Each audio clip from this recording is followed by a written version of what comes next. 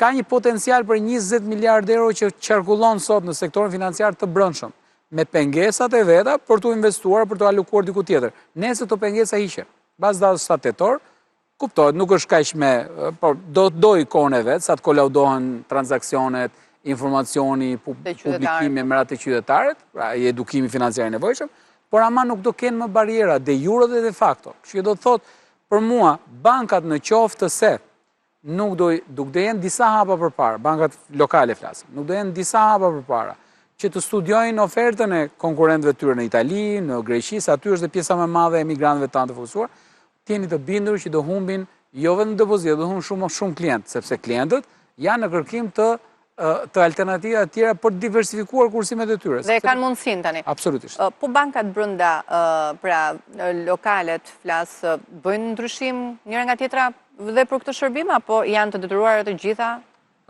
Bankat brenda vendit, pra bankat lokale, kur i ofrojnë këtë lloj shërbimi klientëve të tyre në Shqipëri, në marrëdhënie me transaksionet, janë të detyruara të respektojnë tavanet. Pra ka ca tavane limit, pra fjala bie, deri në 100.000 euro nuk mund të marrin më shumë se sa 50 euro ose 100 euro. Tash nuk i kam parasysh të tabelat, pra ka një shifër shumë të vogël, 5 euro ose 10 euro.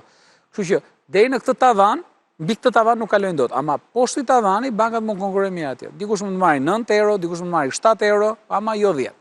Kupton? Pra, kjo është debati që mund ta bëjmë këtë lloj gjë, por unë vazhdoj të këmbgul Poliana që bankat nuk duhet shohin komisionet. Nuk është qëllimi primar, mendoj unë, një banke tregtare, nuk është burimi kryesor i të ardhur nga komisionet. Absolutisht. Banka ka një tjetër koncept. Banka tregtare është aty pikërisht për të financuar aktivitetin e biznesit. Duhet të fokusohet tek ofrimi alternativa, ofrimi i produkte financiare nga më të ndryshme, duke filluar që nga leasingu, faktoringu, kredia, për të nxitur motorët e ekonomisë dhe të hapjes së biznesit. Sepse Shqipëria është një ekonomi në zhvillim dhe në ekonomi në zhvillim, me normë relativisht të mirë rritje nga vit në vit, sipërmarrja biznesit privat gjithmonë ka nevojë për financim.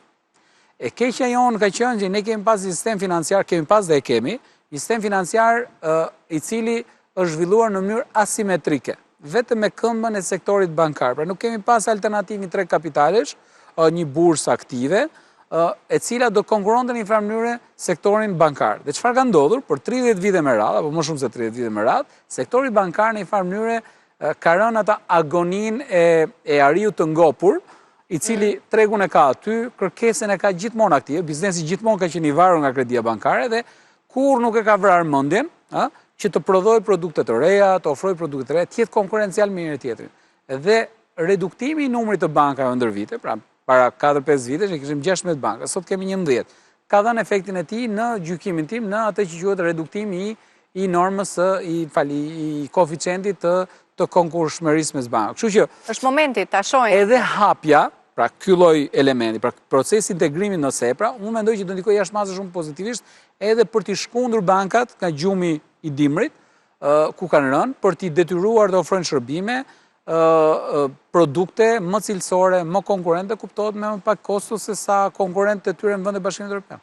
Në fakt, kjo ishte pyetja e radhës që në çfarë mase përvojat e vendeve të tjera si Maqedonia, Veriut apo Serbia mund të shërbejnë si model për Shqipërinë në implementimin e SEPA-s. Ju e thatë që kanë më shumë. Jo, nuk, sepse jemi në të njëjtin stad. Përveç Serbisë, e cila nuk ka pranuar të jetë në këtë fazë, po mendoj që është çështje më tepër vendimare gjeopolitike, se jam i bindur që Banka Qendrore e Serbisë ka dashur këtë gjë, po janë vendime të tjera gjeopolitike që e kanë penguar, por që ky është një projekt i cili nëpërmjet cilit është autorizuar Banka Qendrore e Italisë, Banka di Roma, që të suportojë me të gjitha formatet, platformat elektronike, në fundit janë software nga mbrapa që bëjnë punën, që i ekzekutojnë transaksionet në fraksione sekonde, Bankën e Shqipërisë dhe të gjithë sistemi financiar në Ballkanin Perëndimor, duke përfshirë Maqedoninë, Malnezi, dhe mos jam gabim Bosnjë Hercegovinë. Pra është për gjithë vendet e Ballkanit Perëndimor përveç Serbisë. Përveç Serbisë. Ndërkohë, a jemi një hap më pranë integrimit në një drejtim,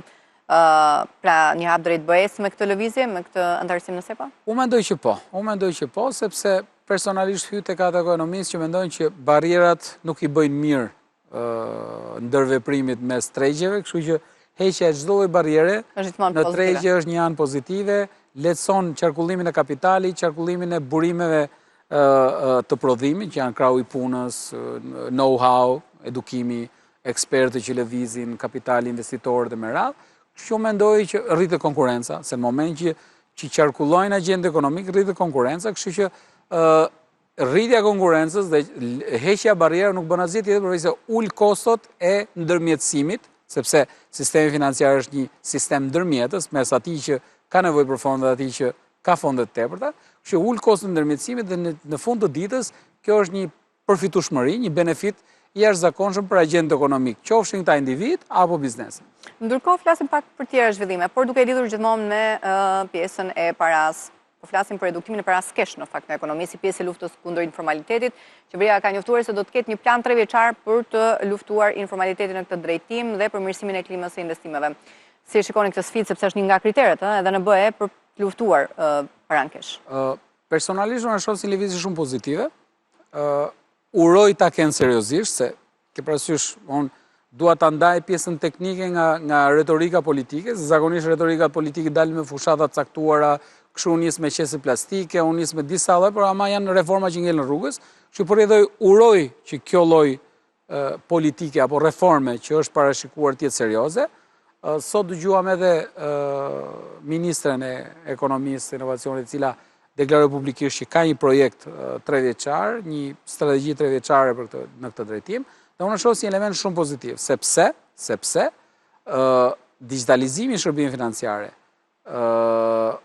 apo rritja e pagesave elektronike nuk bën asgjë tjetër përveç se i jep një hovë të paparë zhvillimit të sektorit financiar, ul kostot e transakcione, ul kostot e sistemit, sepse para fizike ka kosto në prodhim, ka kosto në transport, ka kosto në ruajtje, pra një para që ne nuk e mendojmë fare, ne ikim me pushime në Sarand, ose ikim pushime në Theth, dhe përdorim paran kesh nga ATM-ja, por nuk mendojmë fare si ja u para ka ardhur aty. Keni të bindur që ka një kosto të jashtëzakonshëm ai proces.